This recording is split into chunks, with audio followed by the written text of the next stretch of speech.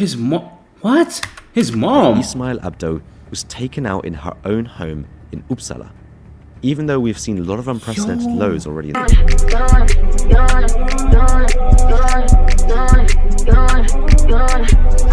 Matter of fact, let's get the documentary out the way. I ain't gonna lie. Let's get the documentary out the way. Let's get that out the way, man. Let's get how the fallout of Foxtrot gang has created chaos in Sweden. Attack, retaliation. And last, I put a video of the prison, and my camera was lagging. So next time, let me know if my camera start lagging, please, chat. Attack, retaliation, an ongoing cycle that. I didn't. People saw edited yesterday. The current violence in Sweden has the country in a chokehold. We now know that opposing gangs are feuding with each other, but there is much more to the horrific situation in Sweden that is taking place as you're watching this video right now. Two men that were part of the same gang and trusted each other greatly are now sworn enemies. That's insane. Trust has turned into hate. Hate that runs so deep that one decided to do the unthinkable. Take out his enemy's mother. Such acts obviously cannot go unpunished, though no one could have guessed the magnitude of what was about to come. This is the story of the Foxtrot fallout. After my previous video about Rawa Majid that explained the basics about who he is and what he's involved in, it's only right to dive deeper into his life and all that's been going on in Sweden. Because besides the many enemies Rawa has made in opposing gangs, I ain't gonna lie, he look like a secret assassin, bro. Been going on in Sweden. Because him right here, he look like a secret assassin, bro. Besides the many enemies Rawa has made in opposing gangs, trouble has also been brewing within his own Foxtrot gang. In the past few months, it seems like his gang wasn't as tight as they used to be. A conflict had arisen within the gang itself, which led to members turning against each other. Ismail Abdo, also known as Strawberry, once a close confidant. What? Why is his name Strawberry? That's not crazy. What? Rawa and labelled as his right-hand man, has allegedly broken with Rawa after a personal dispute. I will later explain how he got this interesting nickname, but first let me provide you with a bit of backstory of who Ismail is and how this feud has erupted. So who is Ismail Abdo, aka Strawberry? Ismail played an important role in the handling of narcotics for the Foxtrot gang. He was previously convicted of weapons possession and serious narcotic offences, among many other convictions. In 2016, he was sentenced to 5.5 years in prison. He was released after serving 2/3 of his sentence on November 10th, 2019. Ismail quickly fell to his old ways and started drug smuggling again. But imagine the bread you're making. It's like, how can you just leave that, bro? Like, it's just hard to just leave that shit and just try to live a regular life when you're really into the game. Since September 2022, he has been detained in absentia on suspicion of very serious narcotic smuggling involving 100 kilos of amphetamine, among other things. He has, however, fled to Turkey and has become a Turkish citizen, evading his arrest. There have been several theories speculated about the feud in the news and by the police. There are three that seem most likely and, according to the police, can be backed up with small bits of evidence. Potential reason number one is a missing shipment or a shipment that has gone wrong. This led to discussions between Rawa and Ismail about what exactly happened. Bro, is that coke, crack? What is that? Heroin? And who was responsible for this. Crazy. These discussions then led to where we are today. Potential reason number two is that there were internal disagreements about the methods of violence that were exerted. The use of young boys as soldiers, the increasingly more common practice of attacking innocent family members, as well as the victims being innocent civilians a bit too frequently. Potential reason number three is a bit of a wild one. It speculates that Rawa set up his own couriers to be ripped so that he could earn more money on the same batch of product. Oh, he's this going reason crazy. Also shows that the problems between the two started way earlier this year. This may sound a little weird, so let me explain. In an extremely extensive case, in which the trial is still ongoing, 6 people are accused of, among others, aggravated robbery, aggravated drug crime, and unlawful deprivation of freedom. During an arrest on the 16th of January this year, a number of suspects tried to escape the police in a car. Several men were arrested, one of which was a 24-year-old man. He was a familiar face of the police and wore a fox ring, meaning that he belonged to the closer circle of Rawa Majid. Together with the others, he was suspected of trying to get their hands on a 46-kilogram batch of cannabis by attacking and robbing Foxtrot's own courier. That courier in turn received his orders from someone called Dr. Phil, a chat name who what the fuck are these nicknames have been able to link to Ismail Abdo. The police had this theory that Rawa Majid ordered the group to rip the courier, put him in debt, and make it responsible for Rawa to sell the narcotics again. The courier in question was arrested sometime later and said some interesting things during his interrogation. They were enemies of Dr. Phil and wanted to steal the stuff. It's like they want to set me up. I'm the one who ends up in the middle of nowhere, the courier said. When the interrogator asked the courier if he knew why they wanted to trick the person behind the Dr. Phil alias, he said, they are his enemies and want to put him out of business. There must be someone in Dr. Phil's network playing a double game. Damn. The charges against the potential rippers reached the court in late August. Interestingly enough, So he said, this is crazy. Okay. about 2 weeks after this court session, the latest wave of violence is said to have begun. Could this be the real reason behind the feud? It is unlikely that the media nor the police will ever find out the real reason behind the feud. That's something only Rawa and Ismail will ever know for sure. At first glance, what do you think? What's the reason that makes the most sense? Let me know in the comments. Whatever the real reason may be that caused the splits, the consequences would be felt throughout Sweden and beyond. A ruthless battle ensued, and everything seemed It's always money or females, bro. I'm not gonna lie. be justified. One of Because those. these men were so close to each other, they knew exactly what one's weak points were and where their closest family members were located. Especially the latter would prove highly valuable in an attempt to win this battle. Here are the most notable incidents. It all started with a shooting in Istanbul on the 6th of September 2023. The shooting was allegedly ordered by Ismail and was aimed to take out Rawa. It was all caught on camera. CCTV footage showed 2 men arrive on a moped. One of them hopped off and fired several shots towards 5 or 6 people, one of which was supposedly Rawa. Without hesitation, these people fired back. No one was seriously injured, but it was immediately clear that retaliation would shortly follow, and so it did. Niggas got no aim. Allegedly, You're Turkish? this attack resulted in an immediate revenge just a day later, That's on the crazy. 7th of September. The 60-year-old mother of Ismail Abdo was taken out in her own home in Uppsala. His mom. What? His mom. Ismail Abdo was taken out in her own home in Uppsala. Even though we've seen a lot of unprecedented lows already in Sweden, this is a good depiction of just how ruthless Rawa and his gang were. Not even someone's mother was safe. After this incident, Nah, that's how you know this shit deep. When family is not like that, they're not out the they're not out the equation. Like they can kill family members. That's insane. That's how you know this shit. The beef, whatever they got going on, is deep, bro. It's deep. there was officially They shot her in the heart, bro. They're cold, bro. They got no heart, bro. no turning And she was 60. back. It was bound to get way worse. A 19-year-old and a 15-year-old were arrested for the hit shortly after. When asked if he feared retaliation after this incident, Police Commissioner Jonas Eronen said, "We are extremely vigilant about what may happen now. We are using all the resources we have to prevent possible retaliation. As a safety measure, we will keep an eye on homes we may think house people of interest." This was to no avail, because just 2 days after the hit on Ismail's mother, there was That's retaliation insane. again. This time, it was Rawa Majid's mother-in-law. A man repeatedly knocked on her door, however nobody opened. After a few minutes, the man shot at her apartment and fled. Had she opened that door, she would most likely not have survived. Questions were immediately asked. The police commissioner said that they would keep an eye on the homes of people of interest. Wasn't Rawa's mother-in-law a person of interest? You say you check addresses, so how can such a shooting take place? The mother-in-law said, shocked and terrified during an interview, adding, "Obviously it was directed at me. I'm not stupid. I'm someone who never cries, but now I'm so scared." As The you commissioner should be, yes. replied by saying, "We have addresses where we are present as best as we can, but unfortunately, we cannot be everywhere." Which is definitely a fair point. The feud is so extensive. According to the police, they have a list of approximately 150 addresses that could be targeted next. It seems to be an impossible task to guard each and every potential victim. The same night, Swedish. Yo, I'm trying to tell you, yo, I don't know if y'all know this, bro. Sweden had 32 bombings in January. 32, bro. That's insane, bro. Sweden, it get crazy out there. explosives were a impossible task to guard each and every potential victim. The same night, explosives were found near the home of one of Rawa's confidants. With the rising amount of brazen attacks, it was only a matter of time before someone unrelated to the feud would become the victim. That became the case on the 12th of September. Police were alerted about an incident that took place where a man had been taken out in the stairwell of a building where he lived. Upon further investigation, it was determined that the man named Mogos did not have any connection to the conflict and was just an innocent civilian that was at the wrong place at the wrong time. The intended fucking civilian. target was a family member of Rawa that lived in the same building.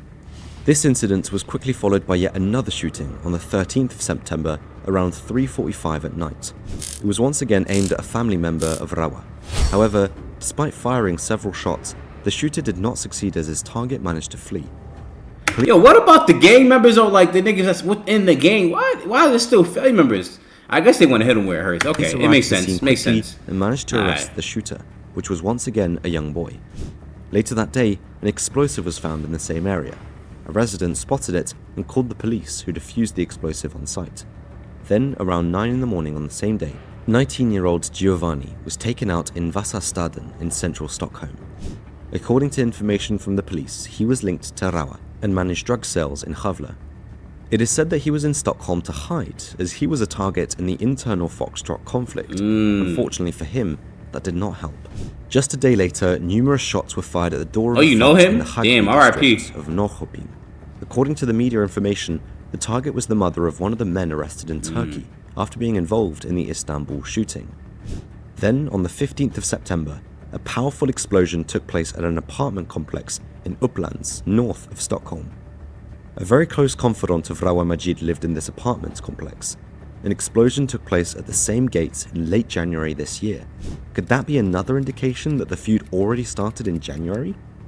On the 27th of September, there was yet another innocent victim. A major explosion took place in Uppsala, destroying several homes. Bro, is it just that easy to get a like? It gotta be. I know y'all niggas telling me it's like $15 to get a grenade out there. That's crazy. The intended It's real life was war once in this again a motherfucker. relative of Rawa. Instead, a 24-year-old woman who lived in a neighboring house and had nothing to do with the ongoing conflict did not survive the blast. She was soon to be a teacher with a bright future ahead of her. Shit, It was sad. total devastation. 2 houses had major damage and windows were smashed at various houses on the streets, a witness stated. Another witness said, everything was ruined. The entire outer wall disappeared and the adjacent house was also completely demolished.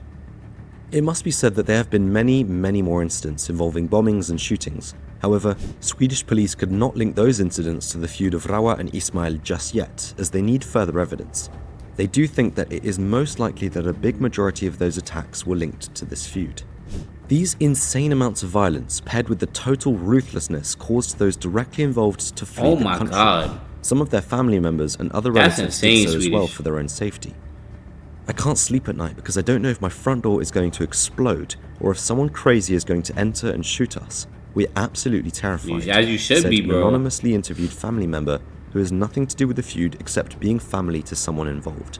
In the entire month of September, there had been 11 fatal shootings. Just being related gets you killed, bro. That shit's sad, many of which bro. were attributed to the feud between Rawa and Ismail.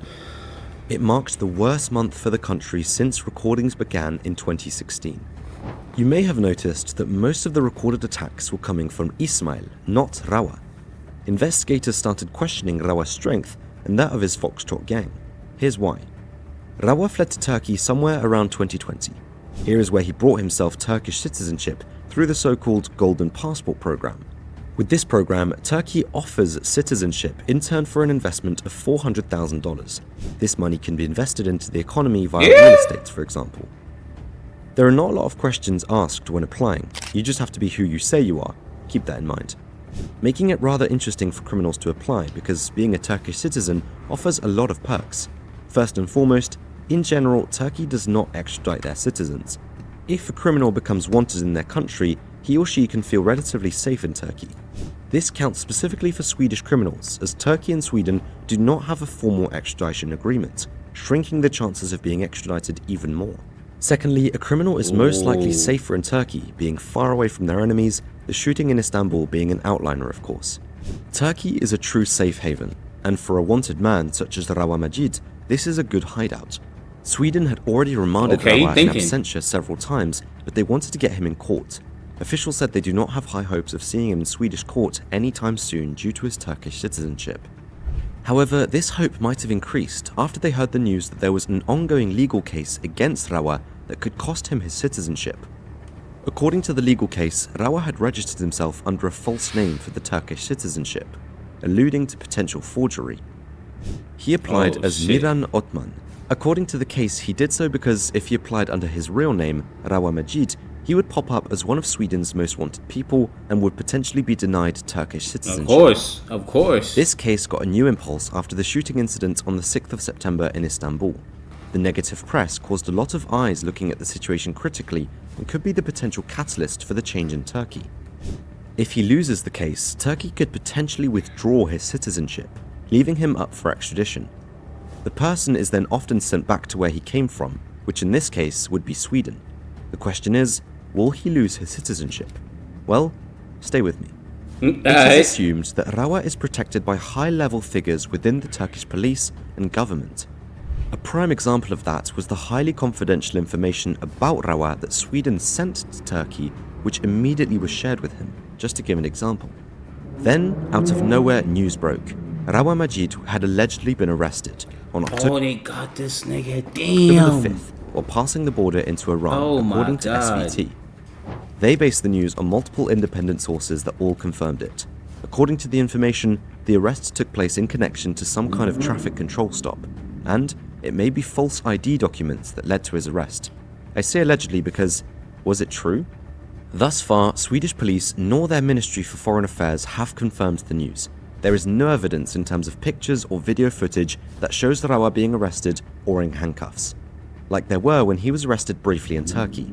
Shortly after the news broke, Prime Minister Ulf Kristersson was quickly interviewed and told that he received the information but could not confirm it yet. People close to Rawa immediately denied the news. All in all, lots of contradicting details were circulating. The overall consensus is that if Rawa was arrested, he may have been detained briefly, but was released shortly after for thus far unknown reasons. Either way, all the tumult He got that bread, nigga, that's why. did not really benefit Rawa, since he was still engaged in a full feud with Ismail Abdo. Instead of being able to fully focus on the feud, he had to worry about other problems, significantly weakening his position. To make matters even worse, one of Rawa's alleged stash houses was raided on the 6th of October. When police raided 32 million? the industrial premises, they found drugs worth 32 million kroner, approximately 2.7 million euros. In the phone of one of the suspects, police found pictures showing him wearing a fox ring on his finger. During an interrogation, he said that he found that ring at the kiosk and decided to keep it. Was this Rawa's stash house? It could have been another blow to his organization. Then an interesting article was published mid-October in which an anonymous member of the Foxtrot gang touches on the reason for the feud, the current state of it, and the frequent use of young boys as soldiers. The anonymous member said that there were two reasons for the escalation. One was the shooting in Turkey, and the second reason was the hit on Ismail Abdo's mother. Just because the wind is blowing a bit the other way, I don't sell my friends for money. It will only get worse. For every affected family, 10 more will be affected. Every affected family, 10 more will be affected. I could have brought Rawa to the people for 50 million. People offered 20 million. I could have sold him out already, but I am a man, and I will never do that. Oh, shit. Most likely referring to the fact that he could give up Rawa's location to Ismail for said amounts of money. In regards to the young boys being used as soldiers, Whoever that nigga is, yo, that's the real nigga. I'm not gonna lie. as he said, He a ain't taking 15-year-old no can type take of out money. one person, or he can take out 100 people and get 4 years of closed juvenile care. It has become trendy to have people of that age. They see people with chains, they see 15 and 16-year-olds getting money. There is nothing else to do. On whether he thought it was okay to use these young boys as soldiers, he said, I don't think it is right, but you have to. And finally, on the question when it would end, he answered, never, until Strawberry gives up. Most of you will probably have the same thought at this exact moment. Neither side is giving up anytime soon, Should and be sad. you are absolutely right about that. Just 5 days later, a large industrial building was set afire at around 2 at night on the 15th of October. The fire brigades did not stand a chance against this fire, which was meters high. They had to make the decision to let the entire 5,000 square meter building burn to the ground. Police were more familiar with the scene, they had been there before.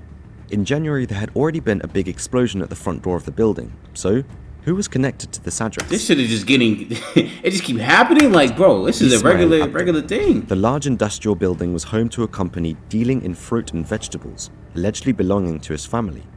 Remember Ismail's nickname, Strawberry? That's where he got his name from. A noteworthy detail is that according to speculation, the warehouse was also used as a stash house for his narcotics.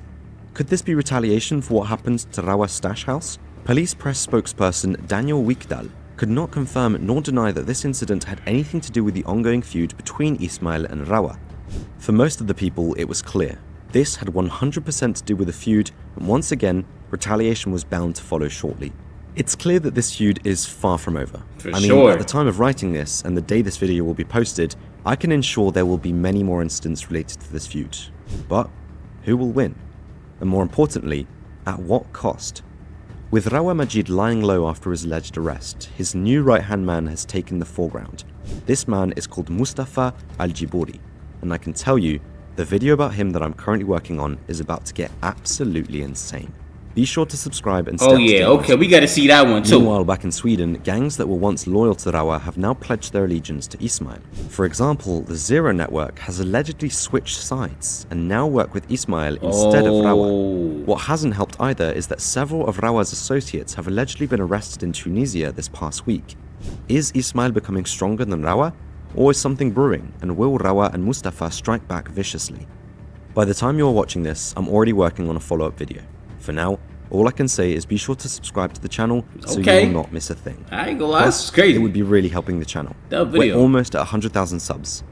Don't forget to like the video if you have enjoyed it. Thanks for watching, and I will see you in the next one. Damn. Shout out to Holland Crime Boulevard, man. This is a dub video.